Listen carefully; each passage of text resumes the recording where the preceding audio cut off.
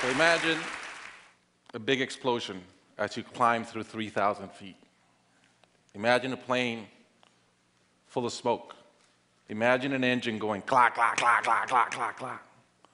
Sounds scary. Well, I had a unique seat that day. I was sitting in 1D. I was the only one who could talk to the flight attendants. So I looked at them right away, and they said, no problem. We probably hit some birds. The pilot had already turned the plane around, and we weren't that far. You could see Manhattan. 2 minutes later, 3 things happened at the same time. The pilot lines up the plane with the Hudson River. It's usually not the route. He turns off the engines. Now imagine being on a plane with no sound. And then he says 3 words, as unemotional 3 words as I've ever heard. He says, brace for impact. I didn't have to talk to the flight attendant anymore. I could see in her eyes, it was terror. Life was over.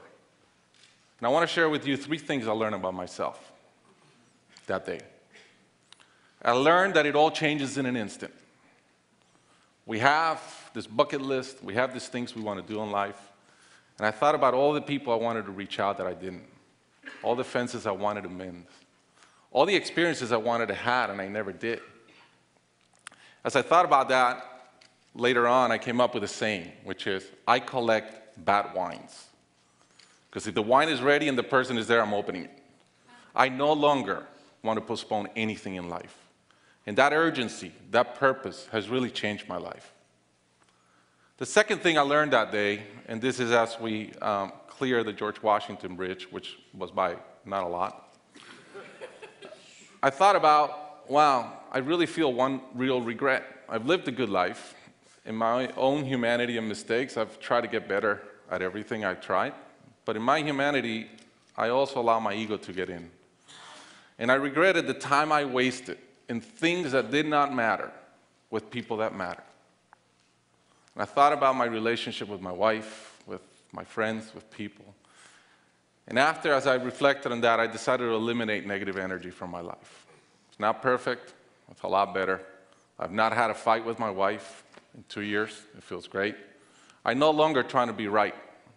I choose to be happy. The third thing I learned, and this is as your mental clock starts going 15, 14, 13, you can see the water coming. I'm saying, please blow up. Right? I don't want this thing to break in 20 pieces like you've seen in those documentaries. And as we're coming down, I had a sense of, wow, dying is not scary. It's almost like we've been preparing for it our whole lives. But it was very sad. I didn't want to go. I love my life. And that sadness really framed in one thought, which is, I only wish for one thing. I only wish I could see my kids grow up. About a month later, I was in a performance by my daughter, first grader, not much artistic talent, yet. And I'm bawling, I'm crying like a little kid. And it made all the sense in the world to me. I realized at that point, by connecting those 2 dots, that the only thing that matters in my life is being a great dad. Above all, the only goal I have in life is to be a good dad. I was given the gift of a miracle of not dying that day. I was given another gift, which was to be able to see into the future and come back and live differently.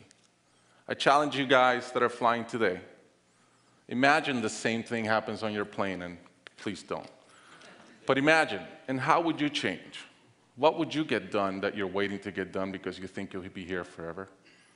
How would you change your relationships and the negative energy in them? And more than anything, are you being the best parent you can? Thank you.